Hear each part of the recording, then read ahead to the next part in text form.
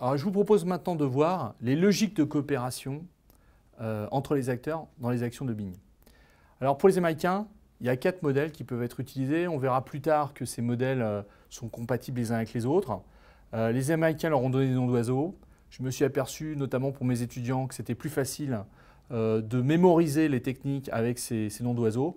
Donc avec vous, je vais me contenter de les traduire en français. Donc 4 modèles possibles. 1. La stratégie du faucon. 2. La stratégie de la mouette. 3. La stratégie du hibou. Donc là, vous comprenez que c'est les entreprises qui se planquent pour faire du lobbying. Et enfin, la fameuse stratégie du coucou. Voilà. Alors, je vais un peu rentrer dans le détail. Donc, stratégie du faucon, c'est quoi? C'est une stratégie qui est employée par des entreprises ou des groupements d'intérêt qui généralement sont très mal vus des pouvoirs publics, qui en fait n'ont donc plus rien à perdre et qui vont donc ne pas hésiter à faire des actions de communication, des actions de lobbying relativement agressives. Ça veut dire qu'en gros, soit ça passe, soit ça casse. C'est les entreprises qui vont mettre les moyens. Par contre, effectivement, il peut y avoir un retour des bâtons publics, un retour de bâton qui va être assez violent si l'action ne passe pas. Et généralement, les entreprises qui vont se mettre dans ce type de positionnement sont les entreprises qui, par exemple en France, ont une assez mauvaise image. Je pense notamment à tous les acteurs qui sont autour des cigarettes, British Tobacco, Philip Morris, etc. Je pense à Monsanto, je pense à des ONG comme Greenpeace, etc. Bon, bah là, très clairement, ce sont des structures qui vont avoir des actions qui sont des actions fortes et qu'elles se l'accordent ou pas, ces entreprises, ces groupements d'intérêt sont quand même des entreprises qui sont généralement mal vues des pouvoirs publics, notamment français. Deuxième modèle, c'est sans doute le modèle qui est le plus utilisé en France, c'est la mouette. Alors là, ce sont des acteurs qui généralement sont des acteurs qui n'auraient pas les moyens de financer seuls une action de lobbying, parce qu'une action de lobbying, c'est quand même relativement cher, et qui en fait vont coopérer entre elles, donc généralement des petits acteurs, qui vont se mettre ensemble pour faire une action commune. Alors, la différence avec la première catégorie, c'est que là, on ne va pas pouvoir défendre un intérêt qui est personnel. Ça peut être qu'un intérêt de l'ensemble de la communauté. Mais ce qui est très intéressant dans ce type d'action, c'est que du coup, tout le monde va se lier, tout le monde va coopérer, tout le monde va faire une action sur un sujet. À la limite, si ça se passe mal, tout le monde va repartir chez lui. Il y a peu de chances que les pouvoirs publics en fait, manifestent du coup un retour de bâton qui va être un retour de bâton plutôt négatif. Voilà. Alors je pense notamment à tous les restaurateurs qui se mettent ensemble pour faire baisser la TVA. Je pense à tous les viticulteurs qui font une action ensemble.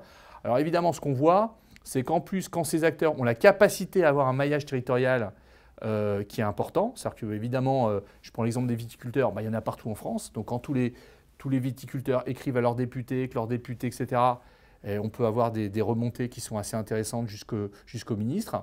Et évidemment, l'intérêt aussi, c'est qu'en cas de problème, chacun retourne chez lui. Le gouvernement français ne va pas avoir de mesures de rétorsion sur un petit viticulteur, etc. Donc, c'est une deuxième stratégie. La première, d'ailleurs, c'est plutôt une stratégie qu'on voit dans les pays anglo-saxons, qui n'est pas très subtile en France.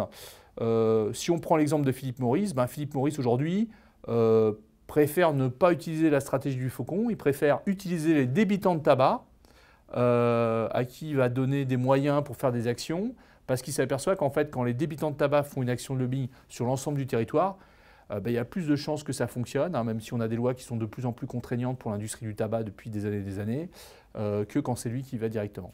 Troisième stratégie, qui est une stratégie qui est très intéressante, c'est la stratégie du hibou. Et là, on est clairement dans des entreprises qui ne veulent pas qu'on voit qu'elles font du lobbying. Alors pourquoi? Parce que généralement, ce sont des entreprises qui sont très bien positionnées sur leur secteur d'activité. Des entreprises, parfois des entreprises qui ont exercé des missions de service public. Donc, très clairement, voilà, elles avaient tout le gâteau, on leur explique qu'il faut le partager, etc. L'Europe est passée par là. Donc, c'est des entreprises, quand on est riche et puissant, et ça c'est d'ailleurs assez étonnant parce que le lobbying, c'est une méthode. Mais quand on est une structure qui est riche et puissante et qu'on fait du lobbying, c'est un lobbying qui passe mal. Alors que quand on est une petite structure, une association, etc., qu'on utilise les mêmes outils, mais que, j'allais dire, on a des moyens qui sont bien moins conséquents, et là, c'est quasiment un lobbying qui est légitimé. Donc en fait, ces grosses entreprises qui sont riches et puissantes, elles se disent « Ah ben je ne vais pas le faire moi-même parce que quelque part, je suis illégitime dans mon action de lobbying puisque je suis déjà parfois leader de mon marché. » Donc elles vont utiliser des tiers pour faire le lobbying à leur place. Alors les tiers, ça peut être des organisations professionnelles, des fédérations, ça peut être des cabinets de conseil comme celui que je dirige, etc. Et l'idée, en fait, c'est pour ça que c'est l'idée du hibou, c'est on ne me voit pas, je fais faire par quelqu'un l'action de lobbying.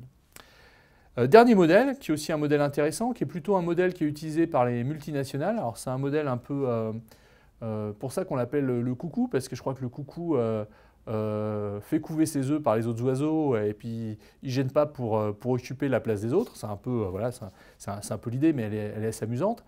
Donc généralement, c'est des multinationales, des grands groupes, ça peut être des entreprises de CAC 40. Et la stratégie du coucou, c'est de faire la distinction chaque année, par exemple, entre des problématiques qui sont personnelles. Et là, l'entreprise se dit, ça, c'est des problématiques qui sont personnelles, je suis prêt à les financer seul, à mettre les moyens dessus. Et des problématiques qui sont communes. Et là, l'entreprise se dit, mais il n'y a pas de raison que je paye le lobbying tout seul pour une problématique qui est commune. Et donc, à chaque fois, en fait, il va y avoir une double stratégie. Alors, très clairement, quand l'action est commune, par exemple, à toute une fédération, à toute une profession, eh ben, l'entreprise se dit, je ne vais pas gérer moi-même cette action, je vais la faire gérer par ma fédération professionnelle. Voilà.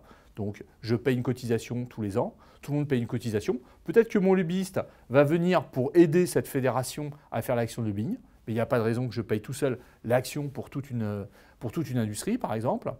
Et par contre, il y a des problématiques qui me sont personnelles, où j'ai des enjeux personnels, où j'ai peut-être un modèle économique qui m'est propre, et je suis prêt à le financer, parce que si je gagne pour moi. Voilà. Donc voilà un petit peu les 4 modèles dans lesquels on se retrouve toujours plus ou moins. Alors il se peut que certaines entreprises passent d'un modèle à l'autre, mais généralement c'est assez structurant pour savoir un petit peu comment on va coopérer et quelles sont les logiques qu'on va mettre en place avec les autres pour réussir ces actions.